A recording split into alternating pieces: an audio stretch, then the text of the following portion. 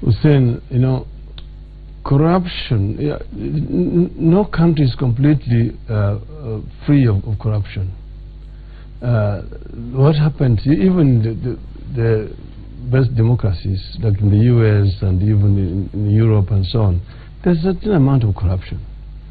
The difference is how does the government deal with the people who are involved in corruption when they are uncovered. Okay? The difference is that in those other countries, the government acts very decisively against people who are involved in corruption. Right. Now, and it must start from the top. Secondly, you must have strong institutions which are working to deal with corruption. You saw recently there was that meeting in State House talking about corruption, and you saw the kind of backpassing. Everybody's blaming somebody.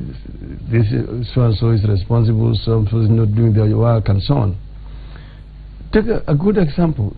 Just look at two examples here. In Nigeria and Tanzania next door. You see, when I was telling you that we start from the top. And the third one is Rwanda. President Magufuli took over government. He celebrated his first anniversary last month. And within that time, he has taken some very decisive actions against people from at the top who were involved. You see, the head of TRA, equivalent of Kenya Revenue Authority, is in jail.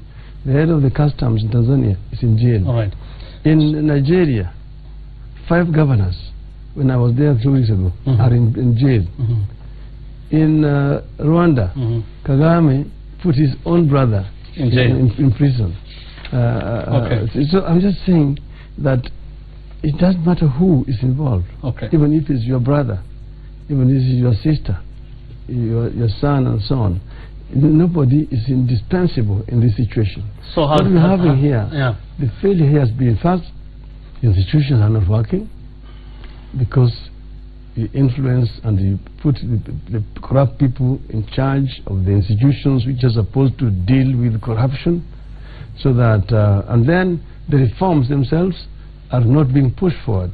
Regardless of the institutions, you're saying this is EACC, this is DCI, this is TPP, these are parliamentary watchdog committees. You're saying all of them do not work. They all have problems. They have problems, and that's why we, under the Agenda 4 of the Kofi Annan process, agreement has been reached that you need to have institutional reforms.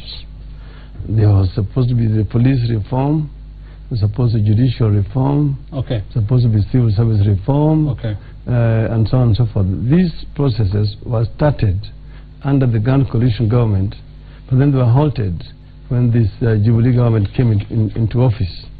So that's why we are having what Jubilee has been saying in terms of the number of people they've taken to court, the number of high-flying officials, cabinet secretaries that have been interdicted, and their cases are going on in court. And you've been saying, I mean, you should start from the top. You don't see that? You saw the kind of backpassing and blame game going on. The investigative agencies saying that they are blaming the prosecuting agencies of not prosecuting cases. The prosecutors saying that the cases are shoddily investigated, they don't have sufficient evidence to get a conviction. The courts also saying the people are coming with the cases which do not have lack evidence and merit. The prosecutor are accusing the courts of delaying the cases and so on and so forth. So how would you have done it differently? If you found high-flying officials guilty of anything, not even guilty, the allegations against them, how would you have handled it differently? Well, what they say, they interdicted these officials. I remember back, I think in 2011, I was at a function where you are, and you actually told then Sam Ongeri, Honorable Sam Ongeri, the Minister for Education then, to take responsibility for the issue of FPE. And then you also interdicted Agriculture Minister then, Honorable William Ruto. What is the difference? No, what I did was taking firm action just like they did. This is what, and as you saw what happened, the president countermanded and reinstated them. I was saying that you must lead from the top by example and show that nobody is indispensable in this particular case. Fine. So now here, they asked these people to step aside. What happened here? It's just the same, just like you asked them to step aside, isn't it? The so-called list of shame itself is shameful. Because first, you remember, Mumu Matemu and his officers and his commissioners said they did not even know where that list came from. It came from the Secretariat. It was a conspiracy between the Secretariat and the President. They took the list to the President without even going through. So are you saying, Honorable Odinga, are you saying then all those people who are affected by this list may not have necessarily been corrupt? That's why delegations do not even hold any water. That's what you're saying. Exactly, because they don't even hold any water. These were basically, they say that there had been allegations, but they had not even been investigated.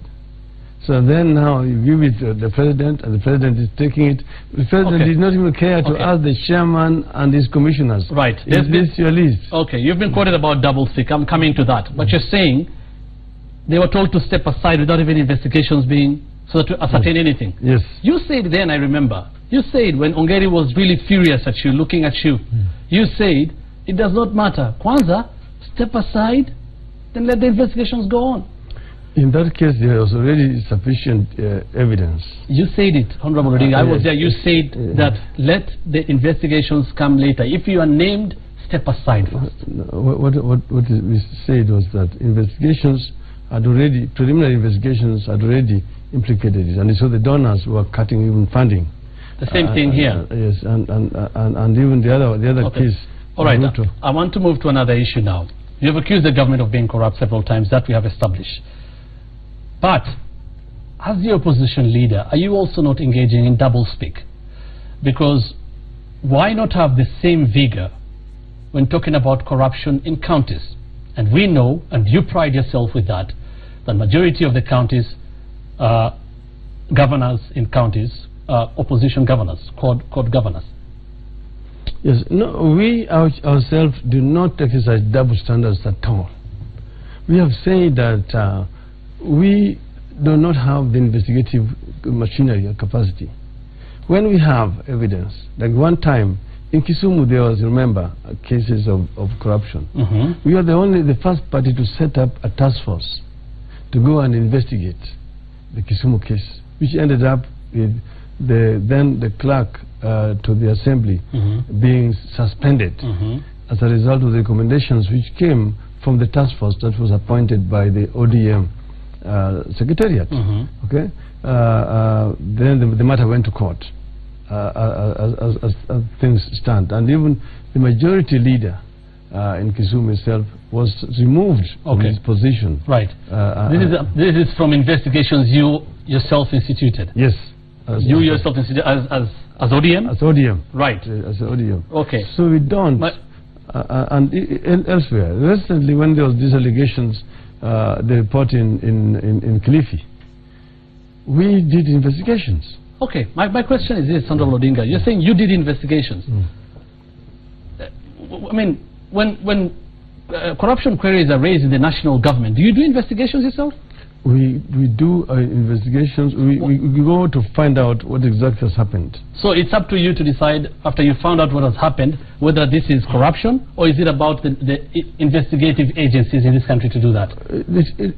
That we don't stop the investigating agencies. See, we don't ourselves have the full capacity of investigation. But so as a party, because we are concerned, yes, we try to find out exactly what happened. So unless you find evidence, you're not going to call it corruption? Unless you find evidence, you don't call it corruption. But if investigative agencies are calling it corruption and they're investigating it, it is corruption. Yes. Just like what is happening in the national government. Yes. That's for sure. And we have never defended any county government, any governor who is being investigated. You have never, and this is a fact, and you know it yourself. You have not been talking about corruption in counties with the same vigor as the national government. I'll play a clip right now of what happened. This is about the Afia House scam, which is also still being investigated by the Ethics and Anti-Corruption Commission. When the issue was raised about this being an interim report of an auditor, and the auditor Bernard Mushere then said that I was ordered this by the minister, I did not tally the figures, that's what he said when he appeared in Parliament, but this was just an interim report. This is what you said. An internal audit has revealed that this amount of money has been embezzled. Now it is an investigation on top of an investigation, and that is how it is with Jubilee. They will investigate until the cows will come back home. And that was an interim report. But this is what you said again. This is what you said again. This is what you said again about Kilifi and other counties. Again, about interim reports. We want is not that you should not be told about audit queries which auditor has raised. We want to talk about a published auditor's report which will then conclusively confirm that yes, money was lost, and so much amount had been lost, and this way or that other way. So what is the difference? There's a big difference, Hussein. There's a big difference. With regard to the Ministry of Health report, that was an internal audit report. Exactly. By the internal auditor. Right. You know, I've been a minister. Right. And therefore I'm talking from experience. From experience. That's okay. Fair enough. Fair enough. Okay? Yeah. With regards to what I was talking about, the clip there, we're talking about Auditor General's audit queries. Audit queries.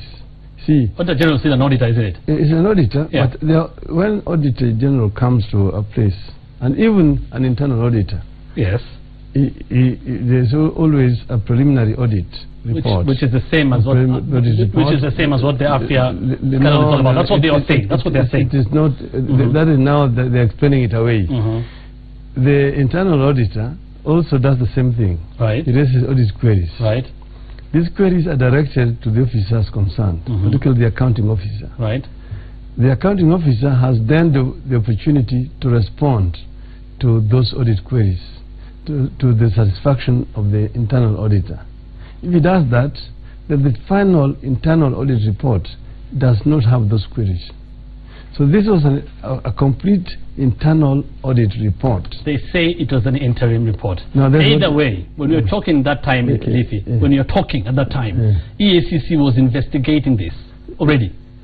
Of course, yes. I mean, in Kilifi, in fact, it is the government of Kilifi which had asked the CID, and the governor wrote to the CID, also wrote to the EACC, and he invited them to investigate. But the governor is also being investigated. So that's fine. So you are standing there with them. My question is, you are standing there with them. You accuse the national government of trying to protect people when it comes to corruption. You are standing there with governors, and as we saw, these are governors from CORD. One is accused. You stand there and say, until it's a full report, number one, that's when it should be, maybe you think something should be done. And number two, you're saying the national government should follow the example of Kilifi government. Yet they're investigating the whole county, including the governor of Kilifi County. If there's an investigation, why don't you let these investigative agencies do their job, just like you demand from the national government? Listen to me, Hussein. We don't interfere. It must be understood properly. I went there basically to go and find out exactly what had transpired. And the information I had there said, CID has been invited, the EACC has invited, let them come and do their job properly. And I say the letter was written by the governor of Kilifi. Okay. Invited them to come and do investigations. Right. And when they come, as you know, the principal investigations start by basically suspecting everybody. Exactly. And then they go through the process of eliminations. Until you get to whoever was involved. Yes. So I was not shielding. And I was not shielding. I said, let them come and investigate properly and let us know who was involved. And I said, they should have followed this kind of example by not protecting anybody. Let everybody, including Kingi, be investigated. This is what we said. So right. we're not protecting anybody.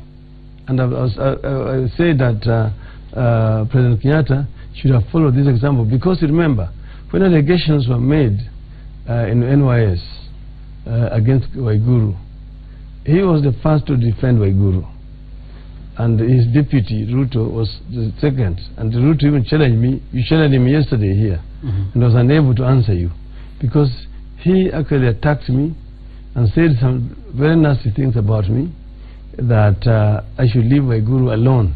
Waiguru is innocent. Okay. She's doing a good job. Right. So what should be the practice? They should have allowed the investigation to be concluded. So what should be the practice here? A county, and you have said clearly, everybody is a suspect. When investigation starts, isn't it? Yes. EACC come in, or any other investigative agencies comes in, everybody is a suspect. Nobody's a whistleblower. Nobody's a whistleblower. Fine, nobody's a whistleblower, everybody's a suspect. Yes, so why make comments like you should follow what the governor of Kilifi did? Because he did not defend any officer. But at that point you have said even he is a suspect. Yes. Why would you make such statements? I'm saying that even in this NYS thing, even Ruto is a suspect, and yet he's the one who was saying I should leave Waiguru alone. So I did not say. According to the investigations so far, I'll give a right answer. According to the investigations, you have the right to say whatever you want to say, but according to the investigations from what has been happening in NYS, Ruto has not directly been linked as a suspect. But back to my question. You said everybody is a suspect. His personal assistant has been linked. Yes. Right. Some of your close allies have also been linked to NYS, and we'll come to that. But if you're saying everybody is a suspect, why would you make such a statement as you should follow the example of the Kilifi County governor? Why don't you just leave it there, let the investigative agencies do their job? I was just drawing an analogy between what happened in NYS I'll move. and Kilifi, because in NYS they are defending the culprits. Okay, in NYS. And I was this round vindicated. In NYS, yes. Some CORD MPs have been mentioned, close to you. Yes. What is the difference? Why don't you talk against them as well? No, who are these CORD MPs who have been mentioned? Because they are allegations which have no substance.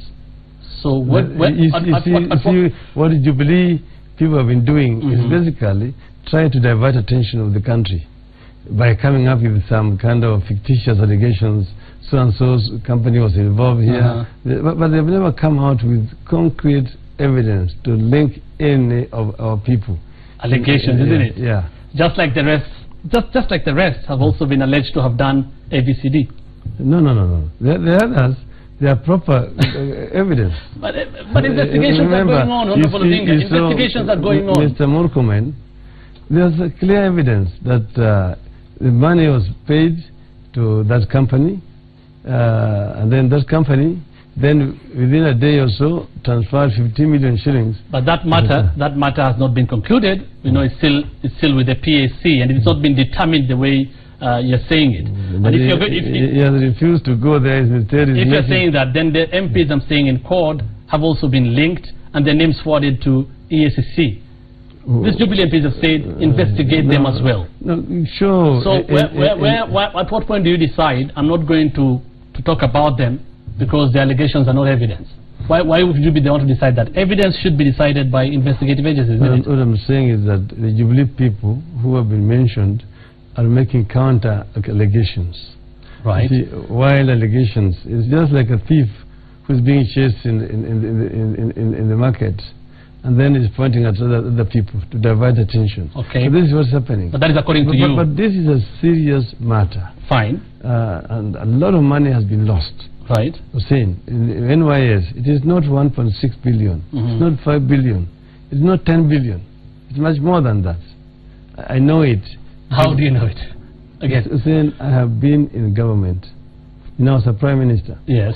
I was also a minister for energy. I was also a minister for roads and public works. So I know. There's what is called the capacity to spend.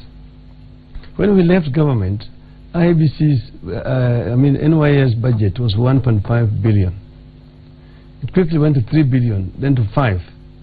And then it was shot up to 25 billion.